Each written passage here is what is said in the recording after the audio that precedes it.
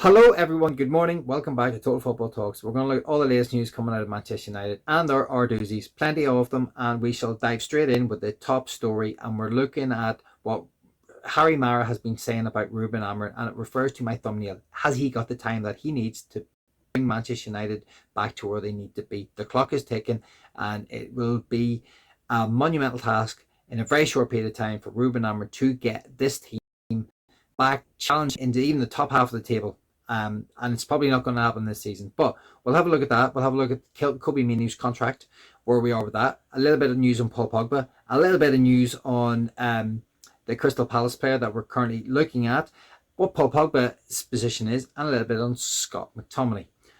I'm Keith. Thank you for joining me. If you're enjoying the content, if you could hit the old subscribe button and jump into the comments and give me your thoughts on anything we talk about, that'd be absolutely great. Please hit a like or a thumbs up. Absolutely would be massive to me. Really help me out. But let's carry on with the top story. And this is my take about 24 now. I've done, God knows how many takes I've done to try and get this right. Thank you, guys. Amorim, this is coming from Marra. Amorim is a great coach. I've been in training, and it's something I'm an expert in. On my last day, I went in to see Ruben. I hope they give you the time over the 2 or 3 years in your contract, because you're going to make a difference. They need to sign more players, that's for sure. But this guy really knows how to take things to Jim Cliff. And I think they will learn, and United will do well. Will he have the time to do what he needs to do is the question. Do you think Rubin Amorim will have the time to make Manchester United and take them back towards the top end of the division, where we need to be, fighting for Champions Leagues, etc.? Do you think he's going to be given the time? Do you think he's going to be given the players? Because I'm on the fence. I don't think in the summer he's going to get all the players that he wants. He may get second choices and third choices. I don't know if he's going to get his first choices. And I think he needs his first choices right now, because he might not get the 2 or 3 years that he needs to turn this around. If we lose games, he will be scrutinised heavily, and rightly so. That's just the way it works at Manchester United. Unfortunate as it is. Massive club, massive institution. You've got to do well. You've got to play well. You've got to figure out a way to win games, somehow, by playing good football. So he is up against it. Marra has come in. He's an athletics coach who was able to kind of assess these players and their run styles, and I believe that's what he was brought in to do. Maybe he realised that some of these players are not athletic enough to work for Rubin Amorim's system. He needs to bring in players that suit his system, that suit the style of football that he wants to play. So Jim Ratcliffe and the Glazers have a massive summer on their hands, and they need to help Ruben and bring in the players that he needs to drive this club back to where they need to be. Otherwise, we're in trouble. Okay, so that's my little take on that, my rant on that one. So Kobbie Mainoo is current contract situation. Apparently things are moving well, and Manchester United want to get the contract done, because it's already a report just saying that Kobbie Mainoo is looking for 150 grand a week plus bonuses, and not the 250,000 pound a week that Manchester United, or that has been kind of been floating around in the press. For me, Kobbie's can play in a 10, but like Paul Scholes did back in the day, move positions, move from a 10 to a midfield, and move back into the deeper role, the deep line midfielder.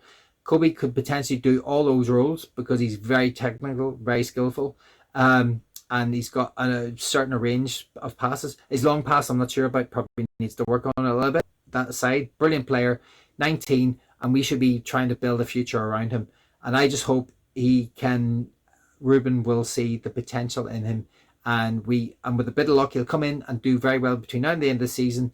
He'll sign his contract, and we will keep a young player at this club that has got a world of kind of potential in front of him, and keep him there, rather than trying to sell him at 60-70 million to bring in another youngster to start the development all over again. But that's where we are with the Kobbie Mainoo thing. Let's move on to the Crystal Palace player, and this is Manchester United are looking to seal a transfer for Crystal Palace's attacking midfielder, Eze. Eberechi Eze to Manchester United ticks a lot of boxes, and the Eagles has supposedly asked for a 50 million price tag. So £50 million price tag. Get your comments in below. Do you think that Eze is worth that amount of money? Or is he just another Zaha, someone who has got the potential to flatter, to deceive, maybe not quite reach the heights, but has a world of potential in front of him? Or he come and be a world beater for Manchester United in a 10 position? He has the athleticism. He's a brilliant player. He can score goals. He can create goals. He has a lot to him, and he's in his mid-20s, coming into his prime now. So maybe slightly 26, 27. Will Manchester United pay 20 for 50 million for a 26 or 27-year-old? I don't know if they will. I'm not sure if that is how we're going to roll this summer. And this is what concerns me, because he could come in and he has Premier League experience and he could nurture some of these other younger players around him. But yeah, it's going to be a difficult one if he does come in. Do I see this happening? No, I don't. I just think the fee's too high. Personally, in my opinion, as much as I think it would be a good buy, I just don't see this. I just see us as going for something a little bit less, a bit cheaper, because that's what Sir Jim Ratcliffe wants. He wants cheap and young and fresh and hungry. And I don't think Eze actually fits that bill. We will look at what Fabrizio Romano about Paul Pogba. Manchester United never considered Paul Pogba in recent months. I can guarantee that even now, nor in the summer, forget about Paul Pogba joining Manchester United. Manchester United want to go in a completely different direction. And it comes back to what I've said before. Young players. We aren't going to bring in a load of experienced players in the summer. We're not going to spend a load of money on experienced players. We're going to bring in a whole lot of prospects to join forces with Evan and Yoro and all the other young players that we have in there. We've only got a few experienced players in our team, being De Ligt, being Mazraoui, being Bruno. Harry Maguire is an experienced player, but he's signed that extension to his contract and will probably leave the club the year after. So we don't have a lot of experience in that team. And even De Ligt, for a 25-year-old, is still young, and Mazraoui is only 26, so he's not that old either. We don't have a lot of experience in the team. We are not going to bring Paul Pogba back. We may not Eze in, even though he is an experienced player and has, he's broke into the England team now. So I'm saying he's an England regular, but he has got that experience. And he would be a very good signing for Manchester United. Are we going to do it? I can't see it. All I see is Diego Leon. I just see us, who we have bought, young Paraguayan. He's going to take time to transition into the team. Dogru's still going to take time to transition. He's a young player. He's going to make mistakes, which he's done already. I don't hold it against him. He's learning the way of the Premier League. It's going to be tough. It's going to be really, really tough. But we are not a team that are going to bring in experienced players, which is a problem for Manchester United. Hence the thumbnail. The clock is ticking. Has Ruben got time to make all these things happen? I don't know. And then if you look at what Scott McTominay says, he says he's been asked about Manchester United academy graduates. Are they destined to always be just work in progress? He never thought of it about like that. It's Manchester United, he said. You have to be ready. Fans won't tolerate you if you're not ready. You could play 10, 40, 50 games and get moved on, and because you're not ready in the moment. So you have to learn and improve, and he should probably add quickly to that. I was fortunate enough to play 250 games and win the FA Cup and the League Cup. I want to win more. You always want to win more. Scott McTominay is someone who's speaking with experience. He's come through the academy. He has done well to a certain degree for Manchester United. He has been an important player, definitely in some big game moments. Last season before, he has done well. Unfortunately, I don't think he had the technical ability. I don't think there was lots of reasons why Scott McTominay has left the club. He's not quite at Manchester United's level. Now, our level isn't great at the minute, but the level that we need to get to, I don't think he's there yet. He has gone to the Italian League, doing very, very well.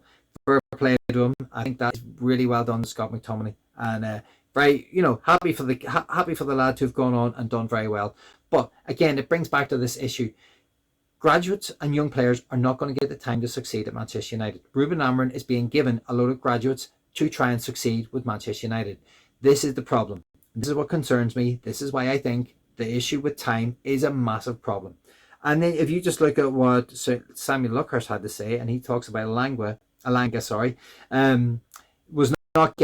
he wasn't getting, the mistake Manchester United made was not getting a higher fee for Elnaga, because Elnaga had a poor 17 months essentially for Manchester United, and he wasn't being used by Ten Hag, and they brought in Sancho and Anthony, who were errors, but who were meant to kind of improve the squad.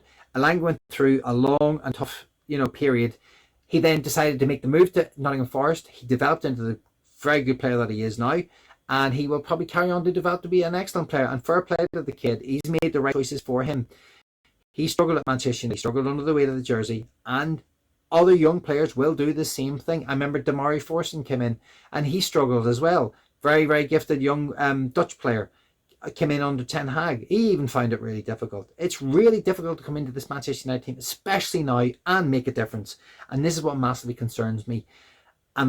So I've gone on about the concern for long enough. I'm going to wrap it up there, guys. That's your 10 minutes. I'm Keith. If you enjoyed the content, please hit subscribe. Get into the comments. Please hit like. I'd really appreciate it. And I shall see you tomorrow, because I'm sure there'll be plenty more. And if you've stuck around to the very end, you're a legend. Thank you so much. This extra minutes helps me move towards this little channel getting monetized. So the likes, subscribes, and the minutes that you've stuck around to really helped me grow this little channel. So thank you very much. And yeah, I shall see you tomorrow.